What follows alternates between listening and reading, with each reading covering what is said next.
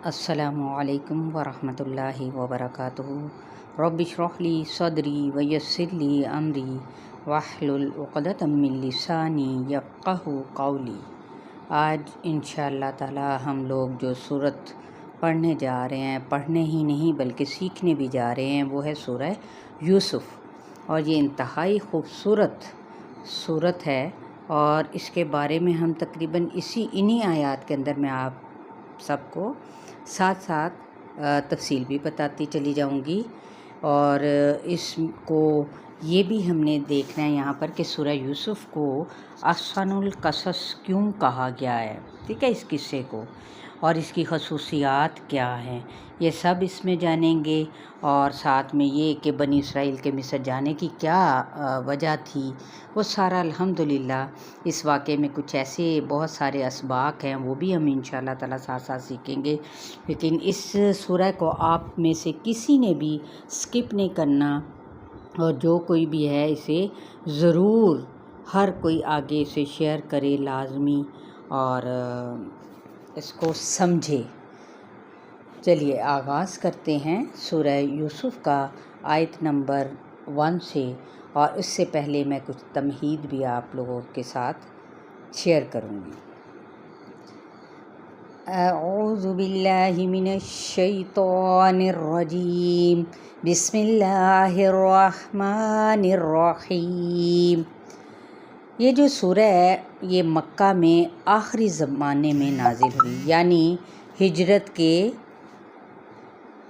قریب کے دور میں، جب قریش کے لوگ اس بارے میں غور کر رہے تھے کہ نبی صلی اللہ علیہ وآلہ وسلم کو قتل کر دیا جائے، یا پھر قید کر دیا جائے، یا پھر جلا وطن، تو اسی زمانے میں بعض کفار مکہ نے یہود کے اشارے پر نبی اکرم صلی اللہ علیہ وسلم کا امتحان لینے کے لیے آپ صلی اللہ علیہ وآلہ وسلم سے سوال کیا کہ بنی اسرائیل کی مصر جانے کی وجہ کیا تھی، کیونکہ اہل عرب قصہ یوسف سے لا علم تھے، نہ ہی روایات میں کوئی نشان اور نہ ہی معلومات حاصل کرنے کا کوئی ذریعہ تھا، اور نہ ہی کسی نے نبی اکرم صلی اللہ علیہ وآلہ وسلم کی زبان سے اس کی بابت کچھ سنا تھا۔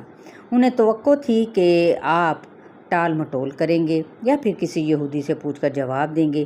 اس بات کو لا علمی سے، یعنی اس بات کی لا علمی سے آپ صلی اللہ علیہ وآلہ وسلم کا بھرم کھل جائے گا کہ آپ صلی اللہ علیہ وآلہ وسلم کو اس کا کچھ علم نہیں، لیکن کفار مکہ کو منہ کی کھانا پڑی، کیونکہ جب مجلس میں آپ صلی اللہ علیہ وآلہ وسلم سے یہ سوال کیا گیا تھا، اسی مجلس میں وحی کے ذریعے یہ قصہ بیک وقت، یعنی ایک ہی وقت میں، نہ صرف آپ صلی اللہ علیہ وآلہ وسلم کی زبان پر جاری کر دیا گیا، بلکہ یہ بھی فرمایا کہ تم بھی اپنے بھائی کے ساتھ وہی کچھ کر رہے ہو جو برادران یوسف علیہ السلام نے اپنے بھائی سے کیا تھا، اور پھر یہ واقعہ خود ان کے لیے شرمندگی اور ندامت کا باعث بن گیا۔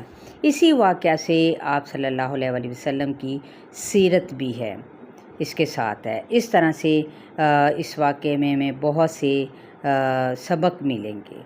تو آیت نمبر 1 ہے، بسم اللہ الرحمن الرحیم، الف لام را تلک آیات الکتاب المبین۔ لفظی ترجمہ اور ساتھ ہی وضاحت بھی۔ الف لام را، تلکا یہ، آیات ہیں، الکتابی کتاب روشن کی، المبینی روشن یعنی واضح کتاب کی۔ یہاں پہ یہ دیکھیں الف لام را حروف مقطعات ہیں، الگ الگ حروف جن سے مل کر ایک کتاب بنے، جو کہ ایک معجزہ ہے۔ اِنَّا أَنزَلْنَاهُ قُرْآنًا عَرَبِيًّا لَعَلَّكُمْ تعقلون۔ اِنَّا بے شک ہم نے، انزلناہ نازل کیا ہم نے، ہو اس کو، کس کو، کتاب کو، یعنی اللہ تعالیٰ فرما رہے ہیں، قرآنً قاف را حمزہ، ایک قرآن، عربیًا عربی زبان نے، لعلکم کیوں اتارا تھا، تاکہ تم، تعقلون تم سمجھ سکو۔ عقل سے کام لو، صرف عربی نہیں بلکہ سب لوگ سمجھ سکو۔ اب دیکھیں یہ عربی زبان میں قرآن کیوں اتارا؟ تاکہ تم عقل سے کام لو اور غور و فکر کرو، جبکہ مخاطب تو ساری دنیا ہے۔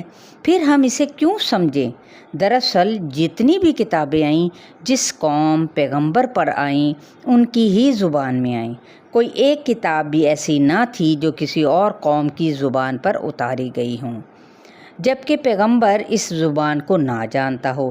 اس لیے قرآن پاک جس نبی پر اتارا گیا یعنی عربی زبان میں، ان کی زبان کیا تھی؟ عربی تھی، یعنی آپ صلی اللہ علیہ وآلہ وسلم پر۔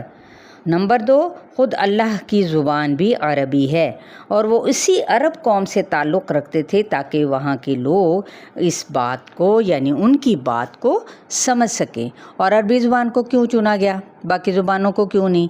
اس وقت کی مشہور جو زبانیں تھیں سنسکرت، عبرانی، فارسی تھیں، لیکن عربی زبان چونکہ معنی اور مفہوم کو اپنے اندر سمونے کی اہلیت رکھتی ہے، مدعا بیان کرنے کا یہ بہترین طریقہ ہے۔ یعنی جو مدعا کیا ہوتا ہے؟ جو آپ کہنا چاہیں۔ تو نمبر 3، بعض اوقات ایک معنی میں کئی الفاظ اور بعض اوقات ایک لفظ کے کئی معنی نکلتے ہیں۔ تو آپ صلی اللہ علیہ وآلہ وسلم افصح اللسان تھے۔ عرب ایک ایسی قوم تھی جس کی توجہ زبان پر مرکوز تھی۔ عربوں کے ہاں نہ تو فن تعمیر تھا، نہ آرٹ تھا، بلکہ وسیع صحرا تھا۔ دن کے وقت دھوپ اور رات کو کھلا آسمان، فضا کے درمیان کچھ بھی رکاوٹ نہ تھی۔ ایسے حالات ہی نہ تھے کہ فن تعمیرات یا آرٹ میں مشغول ہوتے۔ قدرتی بات ہے کہ ایسے لوگوں کا تعلق نیچر سے کٹ جاتا ہے۔ مثلا کمپیوٹر پر بیٹھنے والے عموماً کولڈنس کا شکار ہو جاتے ہیں، انسانی احساسات، جذبات سے عاری ہو جاتا ہے، فطرت کے مقاصد سے بے خبر ہوتے ہیں۔ فطرت کے مقاصد کی کرتا ہے نگہبانی یا کرتا ہے صحرا کا رہنے والا یا پہاڑی۔ تو لہٰذا عربوں کو کن خصوصیات کی بنا پر چنا گیا تھا؟ ان کی خوبیوں کی وجہ سے۔ نمبر 2، ان کی زبان کی وجہ سے، کیونکہ ان کی زبان فطرت کے قریب تھی۔ اور عربی کا الٹ اعجمی ہے، مطلب گونگے، جو اپنا مدعا کو کھول کر بیان نہ کر سکے۔ اس زبان میں جو خاصیت ہے وہ کسی دوسری زبان میں نہیں۔ دراصل دوسری زبانیں مصنوعی پیداوار ہیں، جبکہ یہ فطری عربی میں الف لام میم، جبکہ تمہاری زبان میں کیا ہے؟ ALM۔ تو اسی طرح سے الحمدللہ ہم لوگ یہ ساتھ ساتھ سیکھتے چلے جائیں گے۔ چلے جی، آج ہم نے صرف 2 آیات کو سمجھا اور اس کے اوپر جو اس کی ہسٹری تھی وہ بھی جاننی تھوڑی سی، اور انشاءاللہ تعالیٰ آگے بھی ہم اسی طرح یہ والی سورہ کو ڈیٹیل کے ساتھ لے کے چلیں گے۔ اپنا خیال رکھیے گا۔ السلام علیکم ورحمۃ اللہ وبرکاتہ۔